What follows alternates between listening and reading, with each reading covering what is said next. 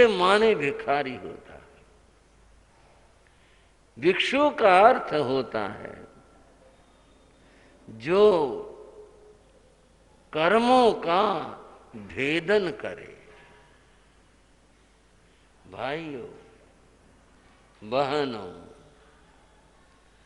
भेदन करना, किसी चीज को काटना, फाड़ना, तोड़ना, ये भेदन होता है। जो कर्मों का भेदन करे। शब्द जो बनते हैं, संस्कृत भाषा से ये सारे चले हैं। जो शब्द बनते हैं उसका जो मूल रूप होता है उसको धातु कहते हैं। संस्कृत में एक धातु है। शास्त्री जी हमारे पीछे बैठे हुए हैं। हाँ जी, बात कर रहे हैं। भिदलरी भेदने से भिक्षु शब्द बनता है। भिदलरी के रूप चलते हैं भिनत्ती, जो फाड़ता है, काटता है, उसको भिक्षु कहते हैं।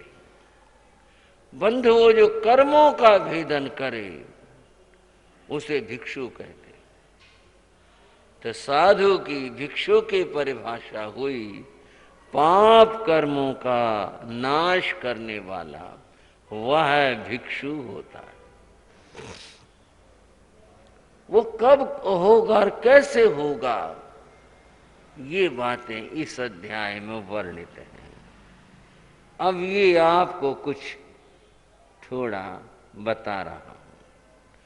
मोणम चरिस्सामि समिच्य धम्मं सहिये उज्जु कड़े नियाण छिन्ने संथमं जहिज एकाम कामे अर्णाय ऐसे परिवै स भिक्षु। श्रमण धर्म को यानी साधु धर्म को स्वीकार करके जो मुनि भाव का, मुनि धर्म का आचरण करता है, इस प्रतिज्ञा में जो जीता है, जो चलता है, और क्या होता है उसकी इस प्रतिज्ञा में, सबसे पहले कहा उज्जू कड़े, जिसमें सरलता होती है। भाइयों, सरलता गुण है। आज दुनिया के लोग सरल आदमी को और सरलता को कमी मानते हैं। कुछ नहीं, सरल आदमी, साधारण आदमी। आज सरलता को साधारण मानते हैं, पर यहां सरलता को बड़ा भारी गुण माना है। जिसके भीतर में छल कपट होते हैं वह मुक्ति नहीं पाता। मोक्ष में जाने के लिए सरलता रास्ता है। रेखा गणित में दो तरह की रेखाओं का जिक्र है। एक सरल रेखा होती है और एक वक्र रेखा होती है। सरल रेखा लक्ष्य पर सीधे पहुंचाती है। वक्र टेढ़ी रेखा जो है वह ज्यादा देर में पहुंचाती है, और कोई जरूरी नहीं कि वो पहुंचा भी दे, और कहीं ले जाए, कहां ले जाए, कुछ नहीं पता। जिसमें सरलता है,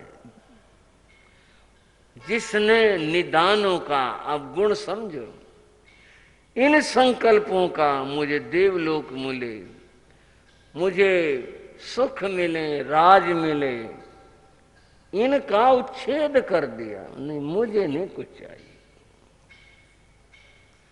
सांसारिक संबंधों का जो परित्याग करता है, क्या बताऊं। कुछ बताना कई बार लगता कि आलोचना हो रही है, पर जो है यहां, वहां संसार के संबंध छोड़कर यहां आ गए। अब और संबंध नहीं बनाने। ये मेरे श्रावक हैं, ये मेरे लोग हैं, ये नहीं बनाने। ये तो मेरापन तो छोड़ कर आएगी। बंध वो मेरेपन छोड़ने की बात क्या कही। शास्त्र में सांसारिक जो संबंध सूचक शब्द है उनका प्रयोग साधु को नहीं करना।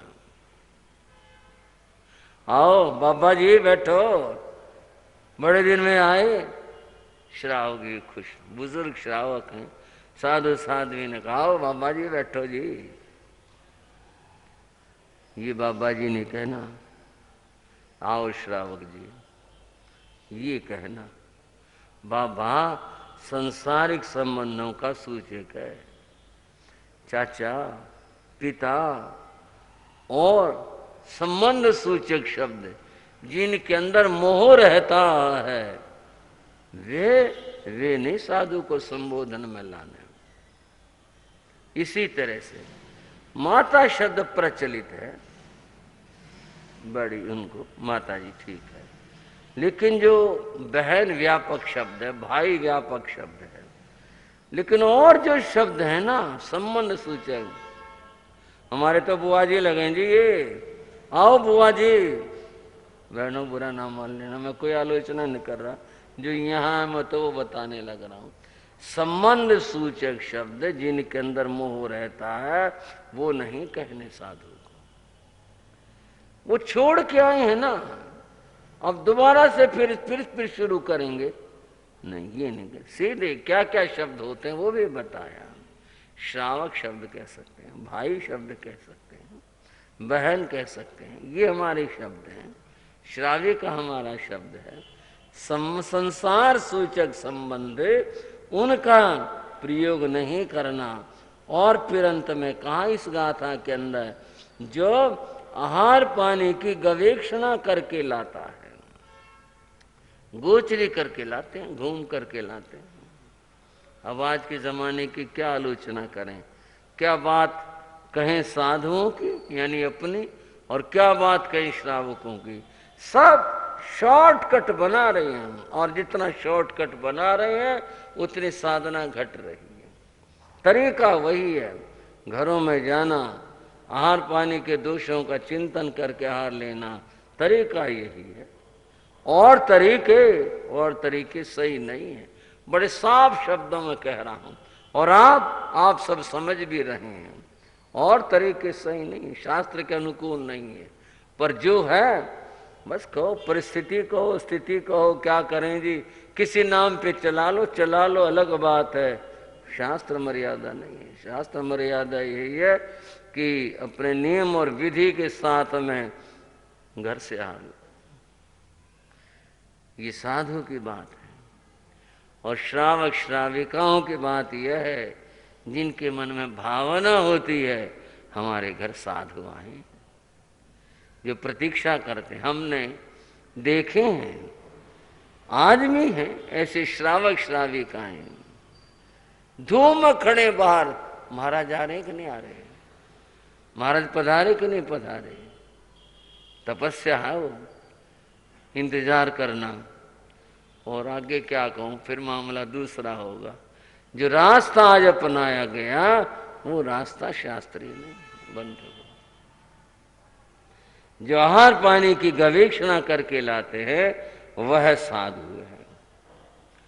और बंधुओं, जो रीति से सम्यक प्रकार से अपनी क्रिया करते हैं, धर्माचरण करते हैं और पाप से रहित हैं, शास्त्र का स्वाध्याय करते हैं, अपनी आत्मा को पाप की ओर जाने से बचाते हैं, परिचय कष्ट आए उसको सहन करते हैं, किसी भी प्रलोभन में नहीं आते।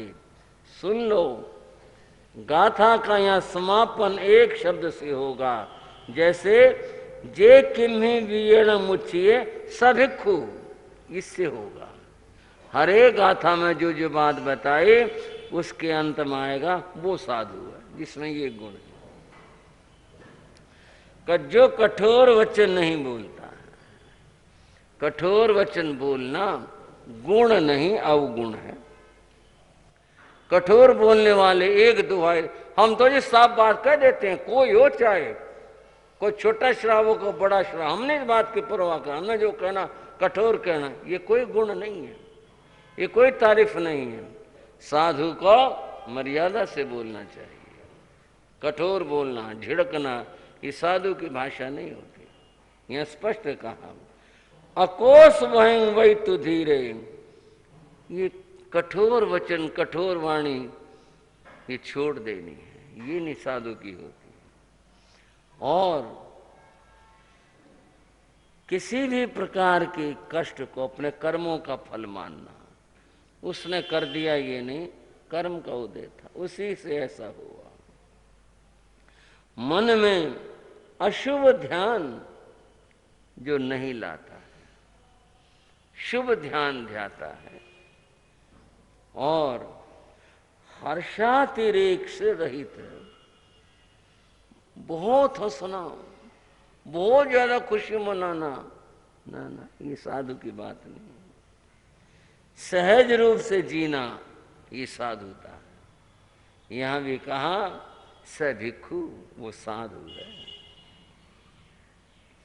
और कहा पंथं शयनासनं भयता, जो तुच्छ आसन और शयन से चलाता है अपना कार्य। अब ढूंढने चलो ना, भाई पुराल चाहिए, महाराज जी पुराल कहाँ मिलेगी यहाँ, ये तो गांव में तो बेशक मिल जाए, खेत वेत तुम यहाँ कहाँ पुराल मिलेगी।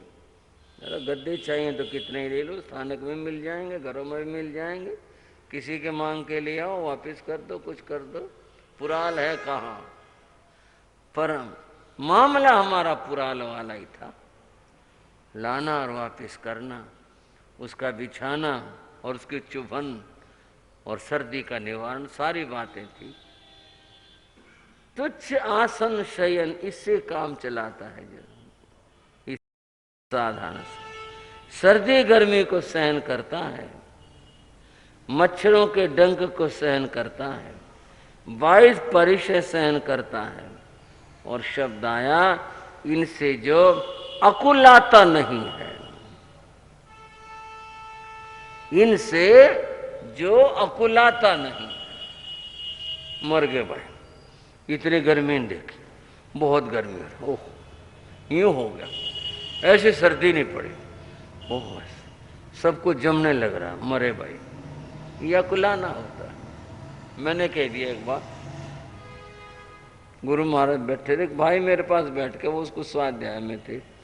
वैसे तो मेरे पास किसी का बैठने का मतलब क्या, तो बड़ों के पास बैठते हैं, वो स्वाध्याय में थे। बस वो गर्मी का और तो कुछ बात होती नहीं, बात मौसम से शुरू होते हमेशा। और जी वो हमारा बहुत गर्मी पड़े दिल्ली में, तो यूँ हो रहा। मैंने कह दिया हरियाणा में माँ बहुत गर्मी पड़ रही, अब कद हद होगी। बाद में गुरु महाराज बोले तेरे कहने से गर्मी कम हो जाएगी। उस भाई को कह दिया बहुत गर्मी पड़ रही है, गर्मी कम हो जाएगी कहने से क्या हुआ। यूँ ही कहेगा साधु दुखी हो रहे हैं गर्मी में, और क्या कहेंगे, साधुओं को साधन चाहिए होता हो इसलिए कह रहे हैं गर्मी पड़ रही है। गर्मी पड़ रही है दुखी होकर कह रहे हो, इससे होगा क्या, कुछ भी नहीं होगा। ये कहना फिजूल है, व्यर्थ है। जो परिश्रमों में अकुलाता नहीं है, क्या सहज रहता है, इसलिए वह साधु है। नो सक्कय मिच्छई न पूयम, जो सत्कार और पूजा और वंदना नहीं चाहता। सत्कार, बहुत आदरमान, अभिनंदन, ये सब, ये पूजा और वंदना, ये वंदना भी बड़ा मामला है। कई भाई थोड़े से जो ज्ञान प्राप्त कर लेंगे, हम नहीं ऐसे सिर झुकाते, हमने वंदना, हम तो बस महाराज इसमें काम चला लेते हैं। और साधु जी भी पूरा ध्यान रखते हैं, भाई इसने वंदना कैसे करी, छोटी करी, बड़ी करी, ढंग से करी, टिकटों के पाठ वाली करी, सिर झुकाया नहीं झुकाया, ये है नहीं ना मामला, न श्रावकों का और न साधुओं का। जिसके मन में यूं अकड़ है, अभिमान है, वो वंदना करेगा ही क्या? जिसको वंदना में ही इतना अभिमान है, उसके कर्म निर्जरा क्या होगी? क्या उसका श्रावक धर्म हुआ? और साधु यही देखता है वंदना कैसे करी भाई, ये कोई ढंग है वंदना करने का? साधु ये चाहे मेरी वंदना हो ऐसे हो, वो भी गलत है। मन है या साफ लिखा हुआ नहीं। इसके साधु को इच्छा नहीं करनी, प्रशंसा की इच्छा नहीं करनी। जो संयत सुव्रति तपस्वी ज्ञान दर्शन की आराधना करने वाला आत्म गवीक्षक है, स भिक्षु वो साधु है। बस ये बात कही। और कहा मोह कर्म को बंधन मानना, किसी भी नर नारी से मोह कर्म नहीं जोड़ना, मोह की भावना नहीं जोड़नी। कुतूहल, कौतूहल, कुतूहल, वो कुतूहल में तो बहुत बातें आ जाती हैं, विनोद, हंसी, दूसरे को कई बार उलझाना करना, ये साधु नहीं करना। हाथ से, क्या बोल रहा हूं, हाथ से ये 9 कषायों माता है। एक 4 कषाय हैं, क्रोध मान माया लोभ, और एक 9 कषाय हैं। 9 कषाय का अर्थ है इन कषायों से नंबर 2 वाले कषाय, वो कषाय हैं कर्म बंध है, वो भी उसमें हाथ से भी आया।